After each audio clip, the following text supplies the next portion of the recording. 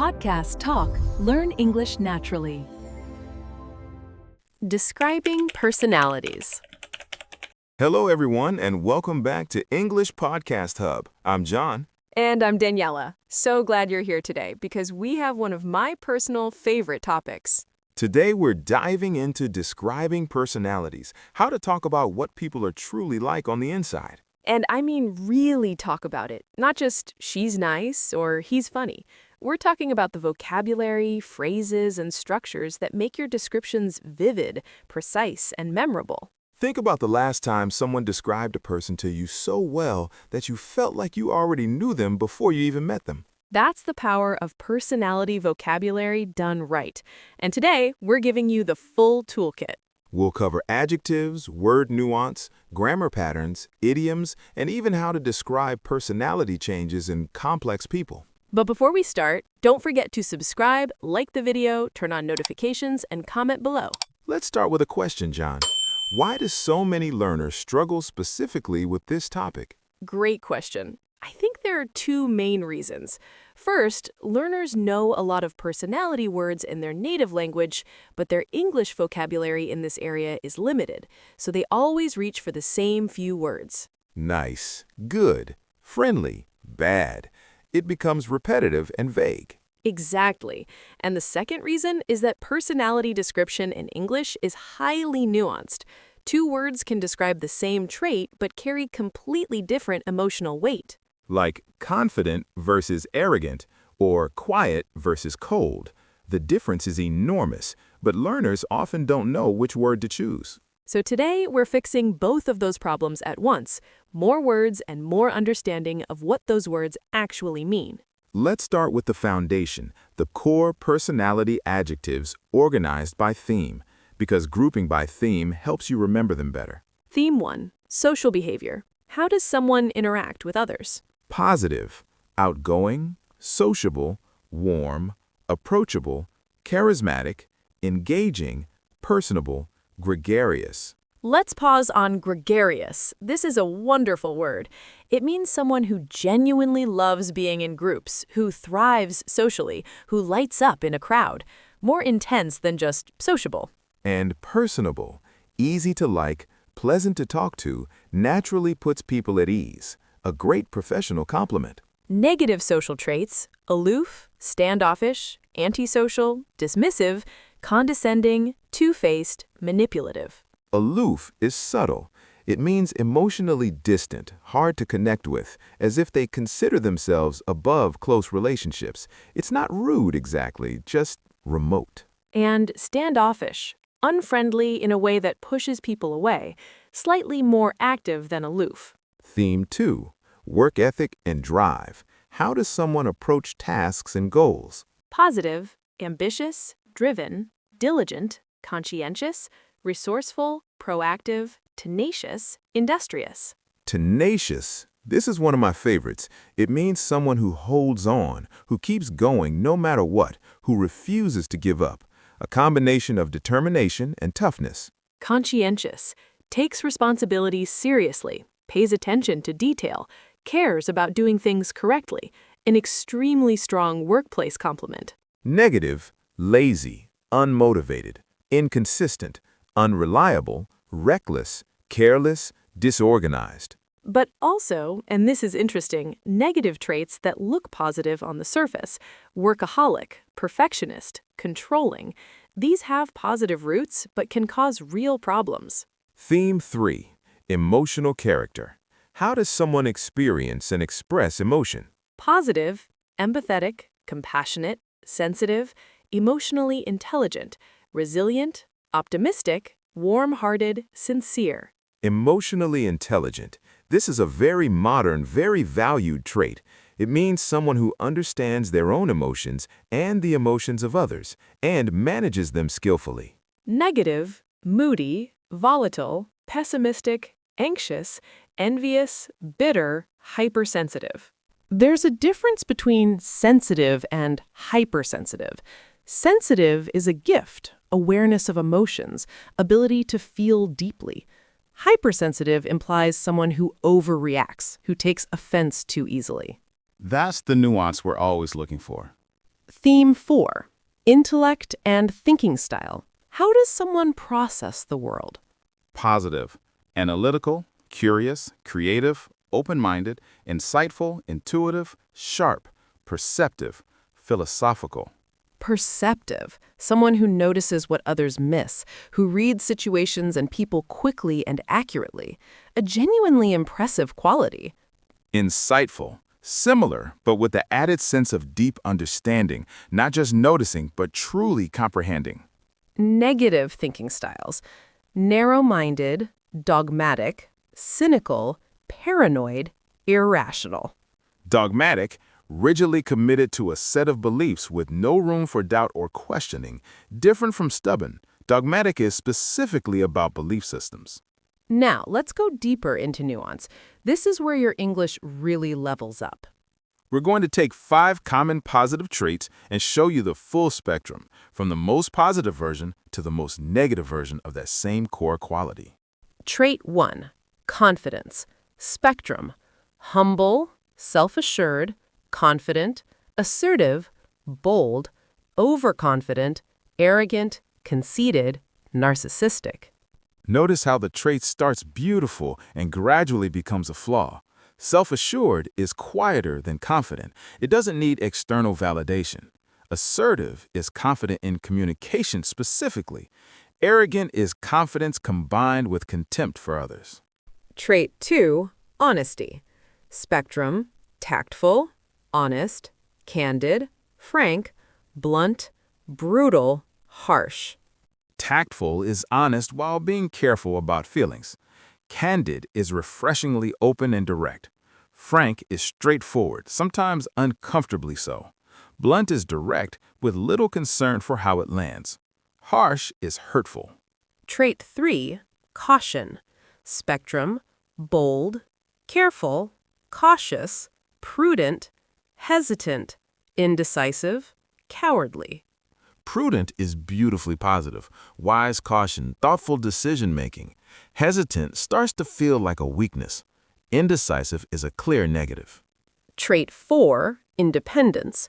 Spectrum. Self-reliant, independent, individualistic, nonconformist, lone wolf, isolated, antisocial. Each step further from center, the quality becomes less of a strength and more of a liability. Trait 5. Enthusiasm. Spectrum. Positive, enthusiastic, passionate, zealous, fanatical, obsessive. Zealous sits right on the edge, admirable or a little too intense depending on context. Fanatical has crossed the line. Understanding these spectrums means you never use the wrong word again. Now let's talk about grammar, because knowing words isn't enough. You need the right sentence structures to use them naturally. Pattern 1. She's the kind of person who, followed by a specific behavior. He's the kind of person who shows up early and stays late. You've described work ethic without using a single adjective. She's the kind of person who remembers how you take your coffee. Warm, attentive, thoughtful. Again, no adjectives needed. He's the kind of person who always has to be right. You described a difficult trait without a single adjective. Pattern 2. What I love/find difficult about him is... This is a wonderful pattern for nuanced descriptions. What I love about her is that she never makes you feel judged. Beautiful. What I find difficult about him is that he always has to be right. Pattern 3. She has this quality where, or he has this way of, she has this quality where she makes everyone in the room feel important. He has this way of listening that makes you want to keep talking. These patterns are powerful because they describe impact, how the person affects others, which is often more meaningful than listing adjectives. Pattern 4. Contrasts using but, though, while, or even though. She's incredibly ambitious, but she's never stepped on anyone to get where she is. He can be quite critical, though it always comes from a genuine desire to help. Real people are contradictions. Acknowledging that makes your description ring true. Pattern 5. There's a adjective side to him that, for describing hidden or surprising dimensions. There's a surprisingly vulnerable side to him that most people don't see. There's a fiercely competitive side to her that comes out when the stakes are high. Now let's talk about idioms and expressions, the language that native speakers actually use in real conversation.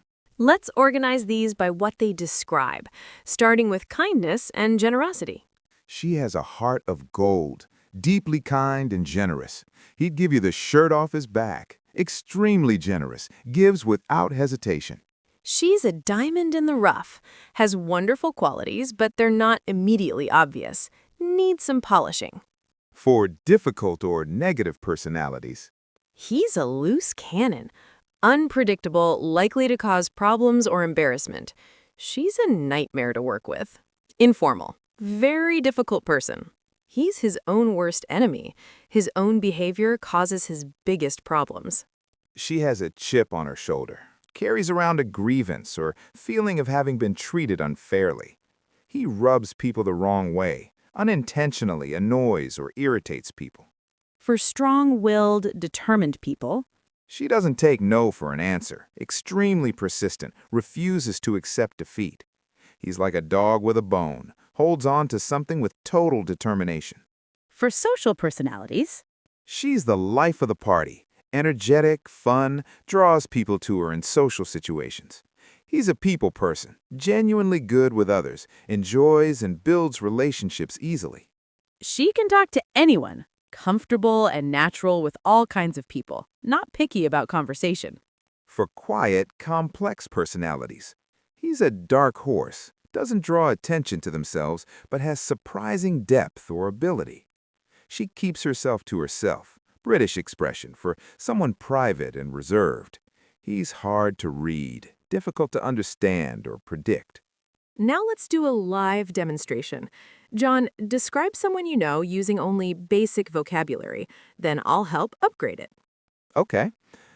My friend Marco is very funny and nice. He's a bit lazy sometimes, but he's smart. People like him. Good start. Now let's upgrade that. Marco has this effortless charm that makes him magnetic to be around.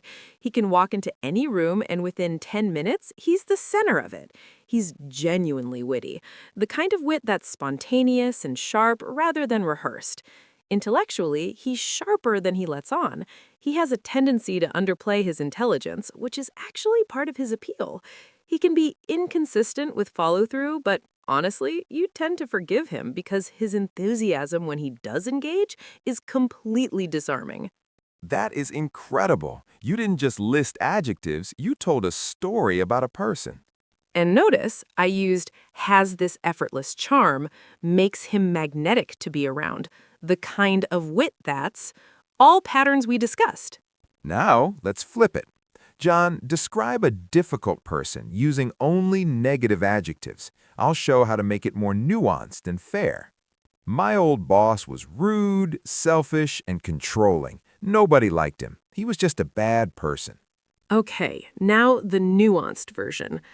My old boss was genuinely hard to work for. He had very high standards and struggled to extend trust, which often came across as micromanaging. He wasn't unkind, exactly, but he was blunt to the point of being demoralizing sometimes, and he had little patience for what he saw as inefficiency. In his mind, he was driving the team toward excellence. The impact on morale was a different story. Wow, that description is actually more damning in some ways, but it's fair. It acknowledges complexity. And it makes you sound mature and observant rather than just venting. That's a real-world skill. Whether in a job interview, tell me about a difficult coworker, or just in conversation, nuanced descriptions make you sound emotionally intelligent. Now let's talk about describing personality in different registers: formal, informal, and everything in between. Formal register, professional contexts, writing, presentations. She demonstrates exceptional interpersonal skills. He is highly regarded for his collaborative approach. She brings a results-oriented mindset to every challenge. Semi-formal, everyday professional conversation. She's very easy to work with. He's incredibly reliable. You always know where you stand. She has a real talent for bringing people together. Informal, Friends, casual conversation. She's an absolute legend. He's the most chilled-out person I've ever met. She's got such a good energy about her. He's a bit full of himself, honestly. She's low-key hilarious. He's got serious main character energy. She's just so real, you know? He's kinda extra sometimes. Knowing the register means you use the right language in the right situation. Calling your boss low-key hilarious in a performance review is not ideal. Now let's talk about describing personality over time, how people change, grow, or regress. She's really come into her own over the last few years. Grown, matured, become more fully herself. He used to be incredibly withdrawn, but fatherhood has opened him up. She's lost some of her spark lately. I think the job is getting to her. He's mellowed a lot with age, became calmer, less intense, softer at the edges. She's hardened. Life did that to her. Became tougher and less trusting due to experience. These expressions show that you understand personality as something living and evolving, not fixed. That's a sophisticated perspective. And one more area, describing how someone makes you feel, because personality is often best captured through its effect on others. She makes every conversation feel like the most important conversation of her day. Being around him is exhausting. Everything becomes a competition. She has this calming presence. You just feel better after talking to her. He has a way of making you feel small without ever saying anything directly mean. That last one, making you feel small without ever saying anything directly mean, that's a perfect description of passive-aggressive or subtly condescending behavior. No adjective needed. Now let's give you your action plan. Day 1. Choose 3 people you know. Write 5 sentences describing each one, using no word from the nice, good, funny, bad family. Push yourself. Day 2, learn one new personality idiom and use it in a real conversation, or write it in a sentence about someone you actually know. Day 3. Practice the "she's the kind of person who" and "what I love about him is" patterns with 5 different people. Write them out. Day 4, take one person you find difficult. Write a description that is fair and nuanced, acknowledging complexity rather than just listing flaws. This is both a language exercise and an emotional intelligence exercise. Day 5. Record yourself describing 2 different people, one you admire, one you find challenging. Listen back. How varied is your vocabulary? Where do you reach for the same words? And ongoing, when you read a novel or watch a series in English, collect the phrases used to describe characters. Build a personal bank of personality language that resonates with you. And one more ongoing habit. Think about how people around you would describe you. In English, what words would they use? What would you want them to say? That reflection is itself powerful vocabulary practice. Let's wrap up with our key takeaways. Key point 1. Move beyond basic vocabulary. Replace nice with warm, empathetic, or genuinely kind. The right word is always worth finding. Key point 2, understand word spectrums. Every trait exists on a range from virtue to flaw. Knowing where a word sits helps you use it precisely. Key point 3, use strong grammar patterns. She's the kind of person who, what I love about him is, there's a side to her that. These structures do heavy lifting for you. Key point 4, real people are complex. The best descriptions include contrast and contradiction. She's brilliant but difficult. He's frustrating to manage but impossible not to admire. Key point 5, describe impact, not just traits.